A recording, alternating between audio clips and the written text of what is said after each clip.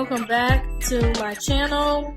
I wanted to come on here today and talk about something I've been wanting to make a video about, but I haven't had any time to do so. But I want to talk, I know I'm late, I know the movie's been out 2 weeks, but I want to talk about the movie Us. I want to talk about some of the dynamics of it and kind of my thoughts about it and whether I think it's this or that or whatever. I know there's a ton of theories going around, so I just kind of want to throw my 2 cents in. So let's go ahead and get right into it. I have seen the movie Us twice. The first time I saw it was last week. Then I watched it again on Wednesday, I think it was, to kind of see after, my first initial thoughts if I changed my point of view or if things became a little bit more obvious at that time or whatever. So in case you haven't seen the movie, this is a spoiler type of review or discussion. So if you haven't seen it, you better get on out of here because I'm not going to mince my words. I'm about to spoil the movie for you, so get on out if you haven't seen it. All right. Okay. So the movie, I think I'll just talk about some of the things that I caught the second time versus the first time. So I did notice the number 11 a lot more in the film. I know that takes that's like a huge part of the film with the whole Jeremiah 11:11 and it being on the homeless guy's forehead. And just throughout the movie, you see 11:11 was on the clock. It was on the ambulance when they were getting ready to leave after, they killed their doppelgangers or whatever. It's just very present in the movie, and I don't know if it's just basically because of that scripture or if there's a dual meaning to the number 11:11. Either way, it's creepy as hell. So one of the things I noticed is that the movie to me was a lot more creepy and thought-provoking than it was versus scary. And I guess for me, it depends on what your idea of scary is, because I find movies that, that don't have a lot of jump scares and that, make you think and really kind of settle in and have you thinking what's around the corner tend to scare me a little bit more. So I guess by scary, I mean like the jump scares and the typical scary stuff that you would normally think about. For me, it was the creep factor and what is this about and what does this mean type of thing. And then that slow burn, there's a lot of foreshadowing in the film. And for me, that's what really makes a horror film great, in my opinion. So the other thing I noticed, and I noticed this the first time, the kid actors in this film were really, really good. Like, I'm not real struck by kid actors very often, but these kid actors were so good. Like, the girl who plays Adeline as a child is so good. She is so convincing that she swapped places. That was just really, that made an impact on me. So that's why I think she did a really good job. The other actor who played, I think, Zora and Ombre. So she plays the daughter, of both Red's daughter and Adelaide's daughter. She was great too. Like, she scared the hell out of me when she was on top of that fucking car. Like, just when they came into the house and, they were all standing in front of the non-doppelganger family. I guess we'll call them the regular Lupita family and then the red Lupita. So, when they were standing all in front of them, she just really brought it. Okay, she brought it. The kid actors brought it. Even the little boy. Like, nobody in this film was terrible as far as their acting. I know a lot of people didn't like Winston Duke's character. I think his name was Gabe. It wasn't necessarily that. I mean, you cannot like somebody's character, but think they did a good job acting in the role. And I think he did do a good job acting. But yeah, the kid actors were great. Obviously, Lupita, I thought that maybe I was just kind of doing something extra because I really do like Lupita. I like her personality. I think she's beautiful. I've liked everything that she's been in that I've seen. And she was so convincing as both characters. And I left the film feeling bad or not really feeling bad. I felt really bad for Red Lupita, or Red Adeline, because for obvious reasons she had been swapped when she was a kid and she missed out completely on her entire childhood. So I felt myself being very convinced that Lupita was both of these characters and that she embodied both characters really well. I think that was one of the most striking things about the film, how well Lupita portrayed both of these characters. I know people are saying she should be nominated for an Oscar. She should get an Oscar. I think she already has one. So this will be number 2 if she does get it. She just did phenomenal in the role.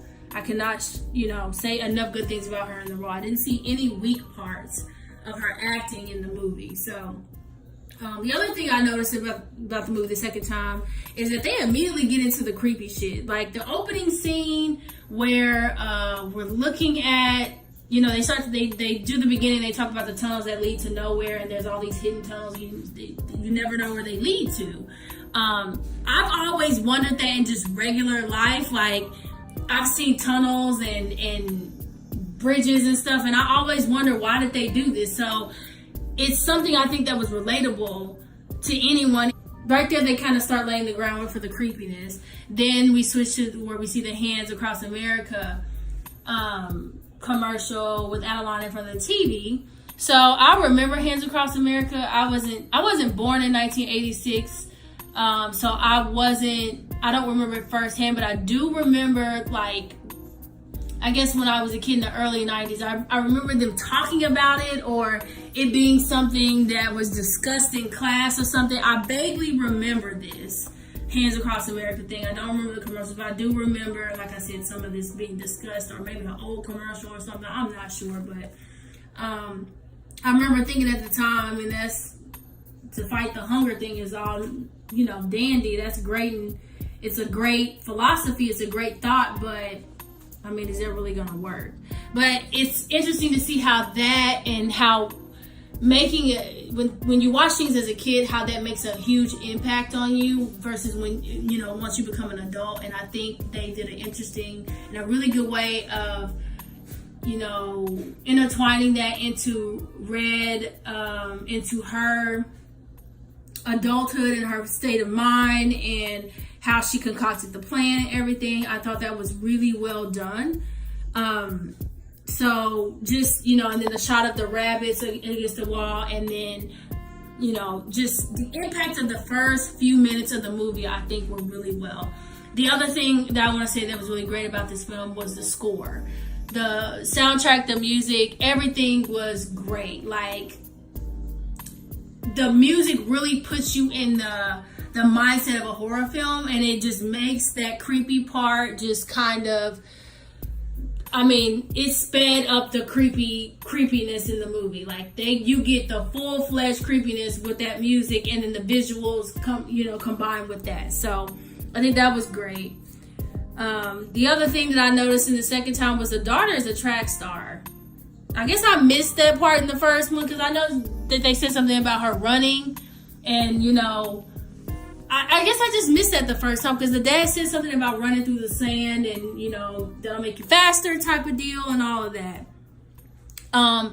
Some people complained that they didn't like the pacing of the film. I actually really liked the pacing of the film. I think that the movie did a good job of kind of speeding it up at times, slowing it down, having some stuff happen, slowing it down, and kind of just leading you into how the film is going to progress. Like, I didn't feel like it was rushed. I didn't feel like it was too slow. I just really liked it. The other thing,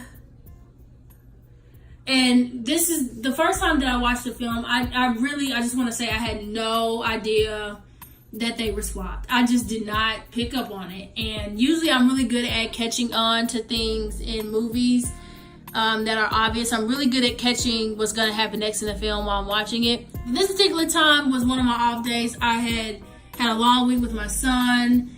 It was just a lot going on. One of my in-laws had passed the week before, so it was just I just wanted to sit in front of the movie and not think. And I know people, had already said that this was a movie you got to pay attention to. I paid attention, but I wasn't sitting there trying to guess the movie ahead of time. So I didn't get that she was swapped early on. I didn't really get it until after she's grunt and she kills Red, and they're in the car and she's looking at her son, and her son's looking at her like, bitch, what the hell? So I didn't really get it until that part. So there was a scene where Adelaide's sitting outside of the therapist's office and her parents are inside talking to this therapist. This was after she went into the little room and, she was swapped out. She saw herself in the mirror and was swapped out.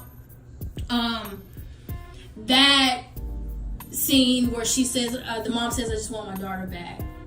I still didn't get it, but I caught it the second time. I figured out, obviously I figured it out, but I was like, oh, okay, that's why she said that, because her daughter was not talking, and we see at that point she's not talking, and I didn't catch on to it, because the people down below, they don't talk. They just grunt and do really weird things with really weird body movements.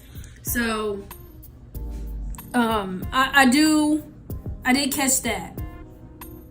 And then the other thing, people were saying that Adelaide was, when she was in the mirrors, when she went into the little fun house, she was whistling Itsy Bitsy Spider. I caught it the second time, but when her doppelganger was whistling back in that fun house, it didn't sound like Itsy Bitsy Spider to me. It sounded like maybe she was singing it backwards or whistling it backwards. I don't know. Y'all tell me what y'all think about that. I really didn't hear Itsy Bitsy Spider when she was whistling back to her in the funhouse. So I'm going to have to listen for that, I guess, the third time I watch it, which will likely be when it's on Blu-ray or whatever, because I'm not paying to go see it again. It was a good movie, but, I'm not going to pay to see it again. Let's talk about Winston Duke's character. My opinion did change a bit. The first time I saw it, I was just so annoyed with him, and I was just like, you're doing the most, but you're not doing enough. But the second time I watched it, I realized what they were trying to do. First off, he's injured majority of the film. He keeps getting injured. I think he's injured like 2 or 3 times throughout the film. So he's just not 100%. He's crippled for the most of the part. And I think they did that on purpose because he is very big. And if he was completely healthy and he was not, pulling his weight, then I think it would have been unrealistic. But the fact that he was crippled most of the time, and he did the best that he could with the situation. He did have a lot of corny, jokes. He wasn't the typical black father that a lot of people, have stereotypes about, about him being aggressive and brute and sort of physically imposing. Like I said, he is big, but he wasn't a violent. He was violent eventually, but you can tell that wasn't his nature. When he kind of did the code switch when he came back outside after he went out to the family and when they were standing in the yard. So you kind of see that that changes throughout the film. So I get that they're trying to give a different spin on the black family. And I know Jordan Peele didn't particularly say that this was a racial movie, so I'm trying to take race out of it as much as I can, because he mentioned that this wasn't solely about race. It was more about classism in the United States, and we totally got to see that as with the below people, who were the people who were forced to eat raw rabbits, and they were just saying they were treated like the bottom of the barrel. And the people above are the people who we would represent, the privileged people, they don't really go back down to the below. They don't really try to help. They're really not concerned. They're really just concerned and self-involved about looks and really superficial things. So I'm trying to take, that spin on the film versus the spin of racism like it was more so with Get Out. So yeah, I found him to be a lot more tolerable the second time. And I get why Jordan Peele made his character like that. I think it was kind of a breath of fresh air for a character or actor in that position, and that looks that imposing. I get a lot of people think it's a spin on, you know, black men being weak in the black family. I didn't really get that. I really didn't get that from him. I don't think he was necessarily weak. I just think that I don't know. Let me think about that one. I wouldn't use the word weak to describe him. I would probably use soft, which that probably is the same thing. Okay, y'all, whatever. I'm doing too much. So, moving on to the next thing. I should have known something about, this was something that kind of struck me the second time. I should have picked up on Adelaide, because she was all beat as hell in that car. When she was snapping, she was like, when they were playing I Got Five on it, and she was snapping with her son. And I mean, she was so offbeat, y'all. And so was the little boy. And I'm just like, why is she so offbeat? Like, why can't you catch the beat, girl? You can't hear it? Well, and that was because she was one of those below people. They didn't have rhythm. They didn't have any kind of awareness about how to speak and just moving through things in a seamless way and listening. And, you know, they weren't really keen on all of their five senses. And that's kind of one of the ways I described them. They just didn't pick up on normal interaction and communication because they weren't exposed to it. And if you're not exposed to it, how would you know how to communicate?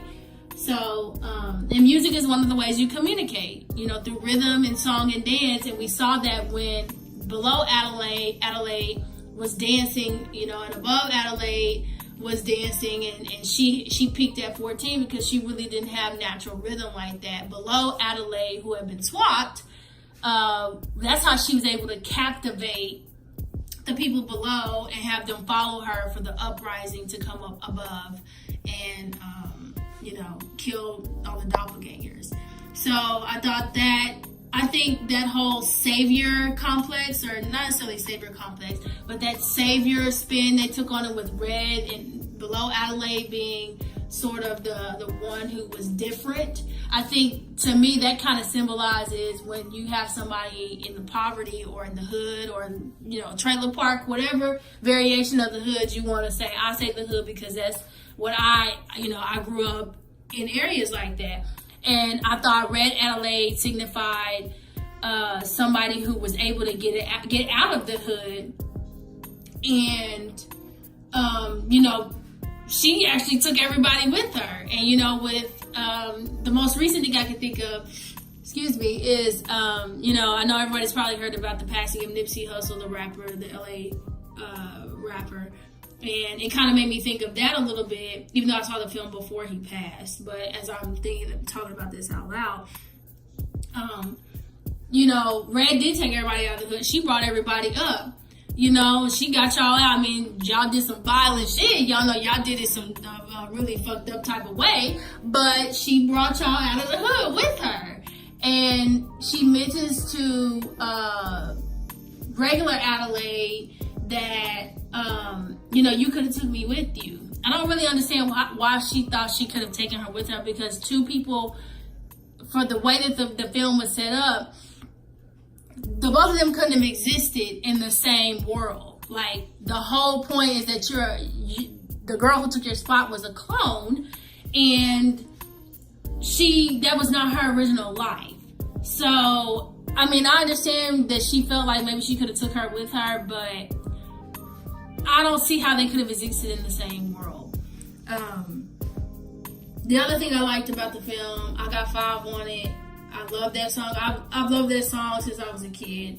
I was born in the 80s, the late 80s, but so all those, like, that old school hip hop thing, I really enjoy just old school hip hop. I'm not a huge fan of this new hip hop rap genre. To be honest with y'all, the past about 6-7 years I haven't really liked too much of it. Anyway, I just like that. That's a classic song. I Got Five on it. And I like the dynamic of that song because you're basically saying I'm going half on a dime bag with with whoever. Like, I got 5 on the dime set, you know, who got the other 5? And I think the dichotomy of that and shifting that into what the film is about, you know, having a double side and splitting something 2 ways. That was interesting to me because I kept thinking, why did he choose I Got 5 on it? That's not like a new song, but it's basically saying, you know, let's go half on the drum set and who got the other half. And you got to put in, that's what the song's saying. Basically, you know, you can't be hitting the blunt if you ain't put in on it. So I think, you know, just thinking about that and thinking about how that played into the movie, I think is pretty cool as well. I also noticed the second time that Above Lupita didn't eat any of the fast food. She was eating a strawberry. And she was just, it struck me the first time when I watched the film, her eating the strawberry, and I didn't really pick up on it. But the second time I picked up on it, and I also picked up on the fact that she didn't drink alcohol. Don't really know what either one of those mean. Don't really get it. There's 2 particular scenes I want to talk about that did scare the F out of me. And that was when they were standing in the driveway. They were standing in the driveway, and I just feel like that scene just really creeped me out because they were just standing there. They weren't saying anything. They weren't moving. They weren't doing anything. They were just standing there, and we see Gabe comes out, and he addresses them, and, you know, they don't do anything. They just stand there. Then he goes back in, gets the bag. They call, you know, regular Lupita, or the Lupita we assume is regular, calls the police. He goes back out there. He's code switching. You know, he putting on his deep voice, and he got the bag. He like, what's up? And they still don't do anything. Then we see, you know, Lupita do the bird call, and they all, you know, split up. And we see Winston Duke's character, his doppelganger, come to the door. That part, because I guess just the suspense of it just really creeped me out. And then the other scene that scared the hell out of me was when they were below, and the girl and doppelganger Adeline was making her way back up to the regular land to switch places with her when she was in the fun house. When we got to see the people down below, how they were moving, trying to emulate the people above. There was one little part where the people who were above were on a roller coaster, and they were below, and they were like mimicking their body movements. And then we saw a table where the kids or some of the people were eating, and they were mimicking the people above by eating raw rabbits. And we see Adeline as she's walking, you know, with her parents. We see how weird, I mean, I wonder if they got like out how everybody's gonna move and what they're gonna do, because that was done in a really good way, so much so that it just creeped me the hell out. Like, that's the lasting scene, and when I watched it again, I just felt even more creeped out just by how these people were moving, and they really convinced me they were clones.